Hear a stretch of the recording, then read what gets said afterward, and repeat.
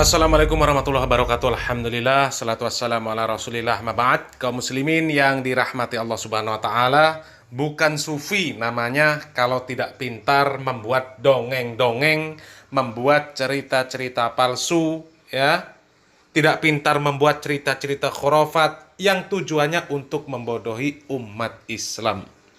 Dan di postingan-postingan kami sebelumnya sudah begitu banyak video-video yang kami tampilkan untuk membongkar dan membantah dongengan-dongengan, tipuan-tipuan kaum sufi yang mereka jadikan senjata untuk membodohi umat. Tapi ternyata masih begitu banyak dongengan-dongengan mereka, dan kali ini ada dongengan-dongengan dusta dari mereka, di mana ada seorang Habib. Ya, mereka mengatakan ada seorang Habib yang dikatakan bahwa orang-orang yang hidup di zaman Habib tersebut dosanya semuanya diampuni oleh Allah dan tidak akan ada hisab di akhirat nanti untuk mereka. Kita simak videonya. Hari lagi kita akan memperingati haulnya Al-Imam Syekh Abu Bakar bin Salim, imam besar di zamannya, wali di zamannya yang luar biasa. Sampai disebutkan dari salah satu kemuliaannya Al-Imam Syekh Abu Bakar bin Salim, orang yang hidup di zamannya semua dosanya diampuni oleh Allah. Indah. Kita nggak hidup di zaman Syekh Abu Bakar bin Salim, tapi mudah-mudahan berharap kita memperingati haulnya, kita juga dosa kita diampuni oleh Allah Subhanahu wa taala. Bahkan sampai disebutkan yang hidup di zaman Syekh Abu Bakar bin Salim tidak akan dihisab oleh Allah Subhanahu wa taala. Kenapa tidak dihisab? Karena di zaman beliau tidak ada fitnah. Semuanya ahli ibadah, semuanya ahli ridha pada ketentuan Allah Subhanahu wa taala. Semuanya ahli sujud, semuanya ahli tawakal kepada Allah Subhanahu wa taala. Makanya mereka tidak dihisab oleh Allah Subhanahu wa taala. Dan siapa yang menjadikan mereka sampai tidak dihisab? Imam besar. Luar biasa kedustaan mereka kaum muslimin. Mukjizat para nabi. Nabi siapa saja kalah dengan karomah Habib Abu Bakar bin Salim. Semua nabi, mukjizat mereka kalah dengan karomah Habib Abu Bakar bin Salim. Apalagi hanya karomah para imam madhab, para imam muhaddis. Tidak akan ada apa-apanya dibandingkan dengan karomah yang dimiliki Habib Abu Bakar bin Salim. Mereka para nabi, demi untuk menyelamatkan keluarganya, menyelamatkan umatnya, menyelamatkan manusia, mereka para nabi harus berdakwah siang dan malam. Tidak pernah berhenti, harus mengorbankan jiwa, raga, harta demi untuk bisa menyelamatkan umat manusia. Begitu juga para ulama. Mereka harus menghabiskan kehidupan mereka untuk mengumpulkan ilmu, menafsirkan Al-Quran, menulis hadis, meneliti hadis, menulis kitab. Tujuannya agar manusia ini mengetahui ilmu, bisa mengenal syariat Islam dengan benar, agar tahu mana tauhid, mana syirik, mana sunnah, mana bid'ah, mana taat, mana maksiat. Perjuangan yang luar biasa yang mereka lakukan, yang seperti itu masih banyak manusia yang bermaksiat, masih banyak manusia yang bergelimang dosa, masih banyak yang kufur. Padahal perjuangan mereka demi umat manusia ini luar biasa. Tapi ini Habib dengan beraninya mengatakan orang yang hanya sekedar hidup di zaman Habib Abu Bakar bin Salim tersebut dosanya semuanya diampuni oleh Allah. Bahkan tidak akan dihisab di akhirat nanti oleh Allah. Ini terlalu berani berdusta atas nama Allah dan Rasulnya.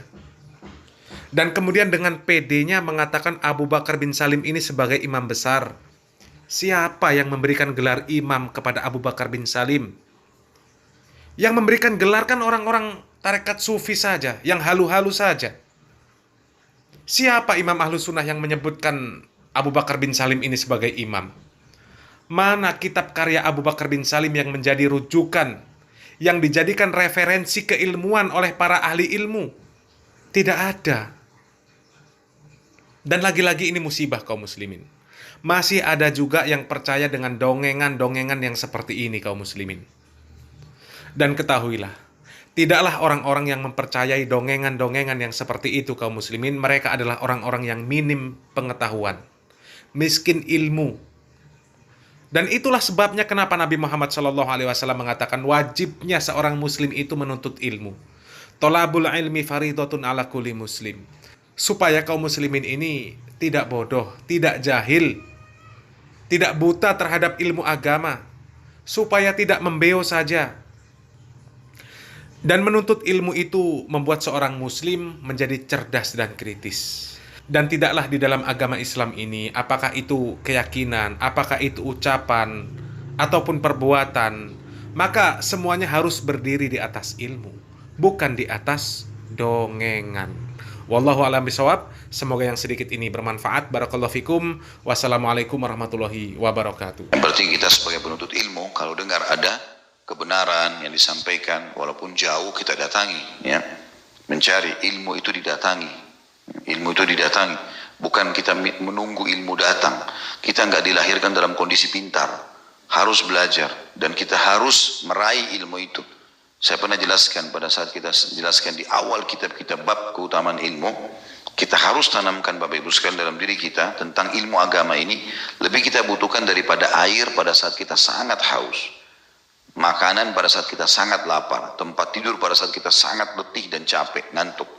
Ilmu lebih kita pentingkan, karena ilmu agama akan memandu kita mana makanan, mana minuman, mana tempat tinggal yang layak kamu pakai, yang boleh. Jangan kita kena lapar saja, haus langsung main makan sembarangan, ternyata haram, membuat doa kita tidak diijabah misalnya, kan gitu. Jadi ilmu agama ini lebih kita butuhkan. Jangan Bapak Ibu anggap remeh dulu di majelis seperti ini, walaupun tidak terlalu banyak yang hadir. Bukan itu pentingnya, yang disampaikan benar nggak? Sama juga dalam majelis itu tidak usah lihat siapa yang berbicara, yang disampaikan benar atau tidak. Kalau qala Allah, qala Rasul, Allah berfirman, Rasulullah SAW, ambil ilmu itu. Kita membutuhkan.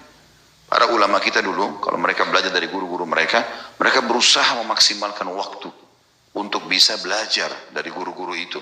Apa yang bisa dibedah bukunya dan segala macam, ditanya, pada saat ada kesempatan bertanya, yang memang bisa membuat dia jadi faham dan akhirnya melakukan ketaatan-ketaatan kepada Allah Subhanahu wa taala. Ingat, kita nggak ada uzur teman-teman pada hari kiamat, apalagi di zaman sekarang Allah mudahkan medsos luar biasa, lalu kita bilang saya belum tahu ya Allah.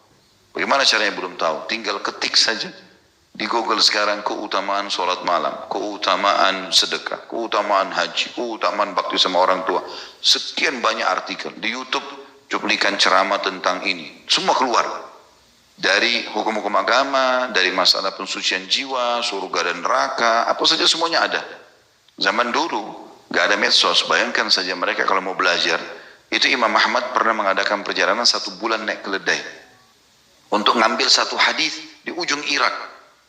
Satu hadis untuk dengarkan ke hadis begini, Bapak Ibu dengar, ini luar biasa. Satu pertemuan kita baca 5, 6, 9 hadis, 10 hadis, itu satu hadis. Itu untuk mendapatkannya Imam Ahmad jalan 1 bulan. Terus pulang lagi 1 bulan. Dia dengar lagi di mana, dia pergi lagi. Jauh, gak bisa komunikasi orang. Kalau sekarang bisa via telepon, bisa konsultasi. Banyak program-program para ustadz dibuka konsultasi, bertanya. Kenapa gak lakukan ya? Ilmu harus didatangi.